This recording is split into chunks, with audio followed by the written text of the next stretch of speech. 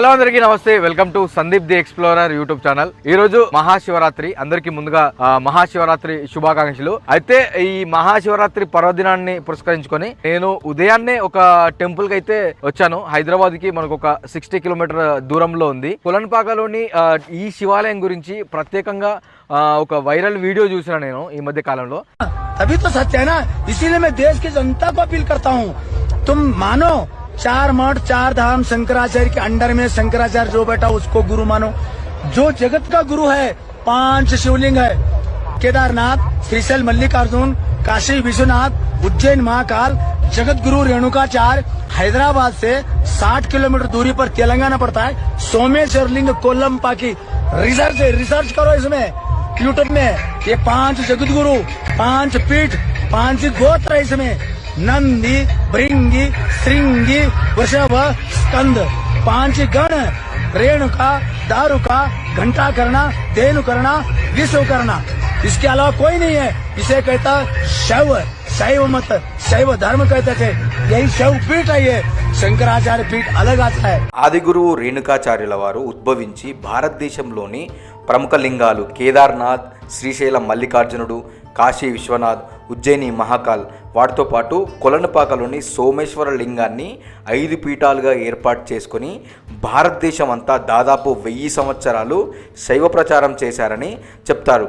మనకు ఈ కొలనుపాకని దక్షిణ కాశీ అని కూడా పిలుస్తారు. కేదార్నాథ్, శ్రీశైల మల్లికార్జునుడు, కాశీ విశ్వనాథుడు, ఉజ్జయిని మహాకాల్ని దర్శించుకున్నప్పుడు ఎంత పుణ్యమైతే లభిస్తుందో కొలనుపాకలో ఉన్న సోమేశ్వర లింగాన్ని దర్శించుకున్నా మనకు అంతే పుణ్యం అయితే వస్తుంది. అంటే మనకు ఈ 5 పీఠాలు ఎంత పవర్ఫుల్లో కేదార్నాథ్ కానీ, మల్లికార్జునుడు కానీ, విశ్వనాథుడు కానీ, ఉజ్జయిని మహాకాల్ కానీ ఇవెంత పవర్ఫుల్లో అంతే పవర్ఫుల్ అనమాట ఈ సోమేశ్వర లింగం కూడా. మనం ఎన్నో డబ్బులు ఖర్చు పెట్టుకొని ఎక్కడెక్కడికో యాత్రలకు వెళ్తుంటాం. బట్ మన దగ్గరలో ఉన్న ఇంత పవర్ఫుల్ శైవ క్షేత్రాన్ని మనం ఇప్పటివరకు దర్శించుకోలేదని అంటే అది తెలియకపోవడం అనేది నిజంగా ఒకంత బాధ అనిపించే విషయం. ఈ దేవాలయ గొప్పతనానికి సంబంధించి ఎన్నో విషయాలు మట్టిలో కలిసిపోవడానికి అంటే కనుమరుగైపోవడానికి సిద్ధంగా ఉన్నాయి. చాలా వరకు శిథిలావస్థలో ఉన్నాయి. నేను లోపలికి వెళ్ళి చూస్తున్నప్పుడు నాకు అన్ని శిథిలావస్థలోనే కనబడ్డాయి.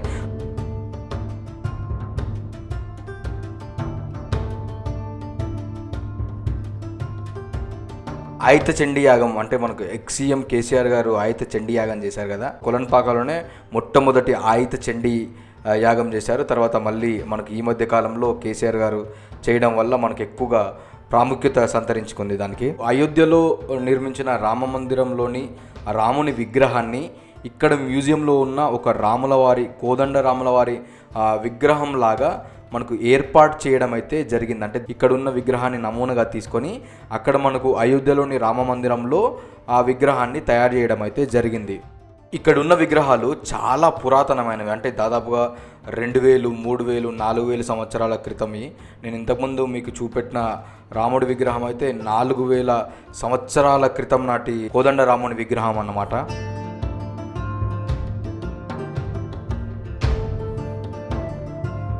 ఈ కొలనుపాక కాకతీయుల కాలంలో మనకు క్యాపిటల్ సిటీగా ఉండేదని చెప్తారు. అంతేకాకుండా ఇక్కడ 18 పీఠాలు ఉన్నాయి. అంటే 18 పీఠాలు ఉన్నాయి. అంటే ఒక్కొక్క కులానికి ఒక్కొక్క పీఠం అయితే ఇక్కడ ఉండడం అయితే మనం చూడొచ్చు.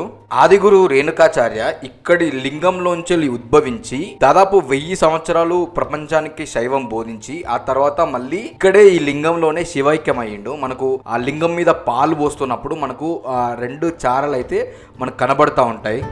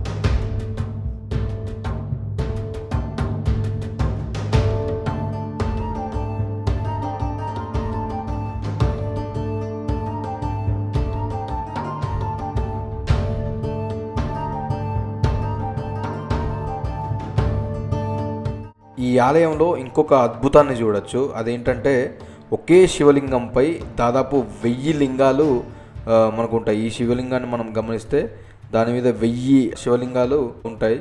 సో కంప్లీట్గా అవన్నీ మనకు కనబడుతుందంతా శివలింగాలు అనమాట.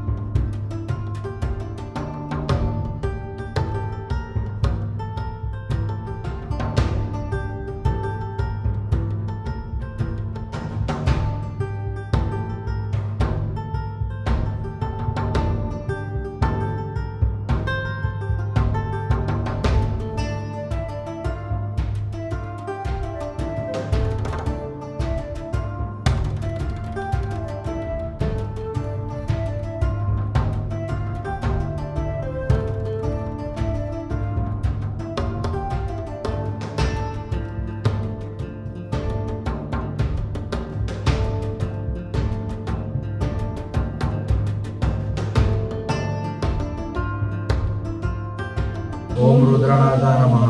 ఓం భీమశంకరాయ నమః. ఓం భీమశంకరాయ నమః. ఓం నటరాజ నమః. ఓం నటరాజ నమః. ఓం ప్రళయంకార నమః. ఓం ప్రళయంకార నమః. ఓం చంద్రమౌళి నమః. ఓం చంద్రమౌళి నమః. ఓం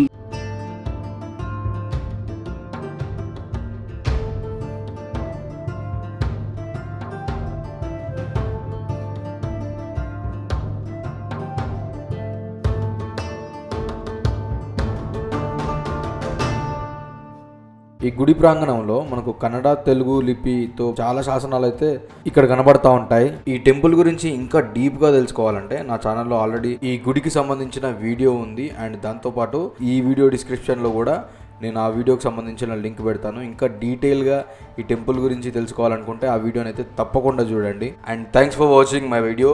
కొన్ని ఎడిటింగ్ మిస్టేక్స్ ఉంటే ఉండొచ్చు మేబీ బికాస్ ఈరోజు మార్నింగే షూట్ చేసి మళ్ళీ టైం లేకుండా ఎడిట్ చేయడం వల్ల. అండ్ ఈ వీడియో కనుక నచ్చితే తప్పకుండా మీ ఫ్రెండ్స్తో షేర్ చేసుకోండి అండ్ నన్నైతే సపోర్ట్ చేయండి. And thank you.